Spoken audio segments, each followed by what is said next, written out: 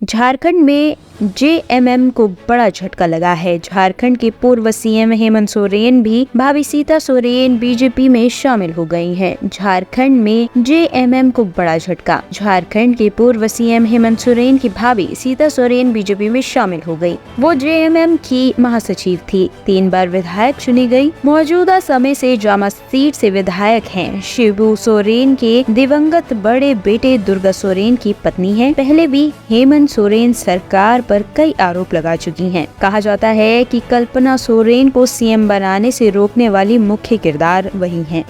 इस मंच में उपस्थित हमारे झारखंड प्रभारी लक्ष्मीकांत वाजपेयी जी, विनोद तावड़े जी, संजय मयूसी एवं सभी पत्रकार बंधुओं, आज हम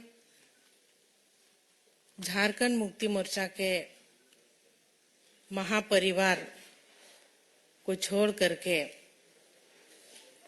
यशस्वी प्रधानमंत्री नरेंद्र मोदी जी के विशाल परिवार में आज हम शामिल हो रहे हैं। और जिस तरह से नरेंद्र मोदी जी का सोच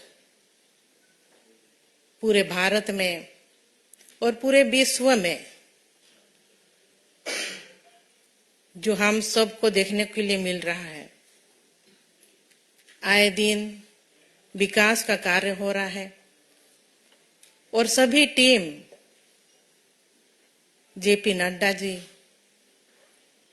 गृह मंत्री अमित शाह जी, देवेंद्र फडणवीस जी, दिन रात सभी मिलकर के लगे हुए हैं कि हमारे इंडिया का विकास कैसे हो। इसी दृष्टिकोण को देखते हुए हम लोग आज चुनाव के दिनों में पहुंचे हैं और पूरा इंडिया से हमें सूचना मिल रही है कि लोग जो कैंडिडेट है भारतीय जनता पार्टी के ऊपर पूरे तरह से विश्वास रखते हुए इस महापरिवार में, मोदी जी के महापरिवार में आस्था और विश्वास को देखते हुए सभी कोई इस परिवार में जुड़ रहे हैं। और मैंने भी कई संघर्ष किए। झारखंड में 14 साल झारखंड मुक्ति मोर्चा पार्टी में रही। मेरे ससुर जी शिबू सोरेन जी, मेरे स्वर्गीय पति दुर्गा सोरेन जी, उनके अगुवाई में झारखंड अलग राज्य बना और उनका सपना था कि झारखंड को किस तरह से विकसित राज्य बनाया जाए। कई मेहनत किए मेरे स्वर्गीय पति ने, संगठन बनाए, जल जंगल जमीन की रक्षा करने के लिए लड़ाई लड़ी, लेकिन उनकी लड़ाई अधूरी रह गई। इस बीच में क्योंकि जब मेरे स्वर्गीय पति जिंदा थे, उनका कहना भी था कि मैं राजनीति में आऊं, एमएलए बनूं और झारखंड का नेतृत्व करूं, लेकिन उनका सपना ही रह गया।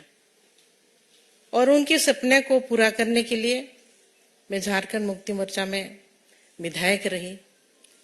लेकिन कहीं ना कहीं इतने साल गुजारने के बाद भी जिस मुकाम तक हमें पहुंचनी चाहिए थी, क्योंकि 24 साल झारखंड अलग राज्य बन के हुआ और अलग राज्य की लड़ाई में कई लोगों ने अपनी कुर्बानी दी थी। वहां के जल जंगल के जमीन की रक्षा करने के लिए, आदिवासी बहुल क्षेत्र है, आदिवासियों का विकास कैसे हो, लेकिन आज तक उपेक्षित ही रहा। वहां कई खनिज पदार्थ है, देश का 40% खनिज वहां मिलता है और इसके बावजूद भी लोग वहां पर भटक रहे हैं नौकरी के लिए, पलायन कर रहे हैं बाहर। तो इन सब चीज अभी वहां के पब्लिक चाहते हैं कि बदलाव कैसे हो। और मेरा भी यही मानना है कि क्योंकि इतनी मेरे पति का योगदान रहा झारखंड अलग राज्य को बनाने में, और आज के डेट भी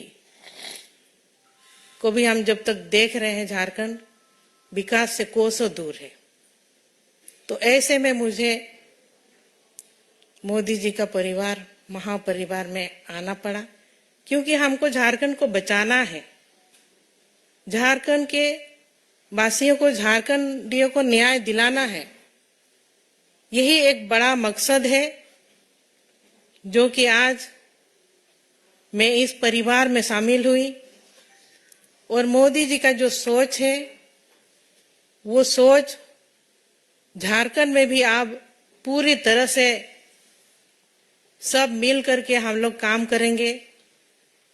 और जो भी सोच रहा मेरे स्वर्गीय पति दुर्गा सोरेन जी का, वो सपना अब जल्द ही जल्द पूरा होगा, हमको इस तरह का उम्मीद है।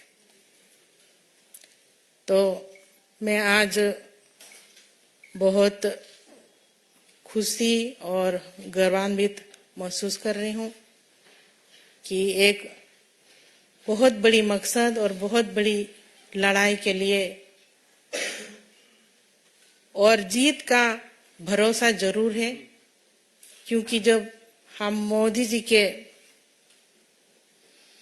परिवार में शामिल हुए हैं तो हमारी मकसद